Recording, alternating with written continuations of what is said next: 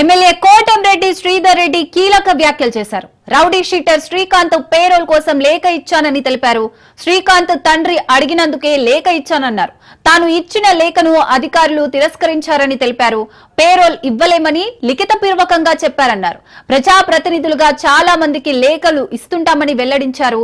గతంలో rowdy sheeter Srikanth payroll కోసం చెవిరెడ్డి, కిలివేటి లేఖలు ఇచ్చారని తెలిపారు.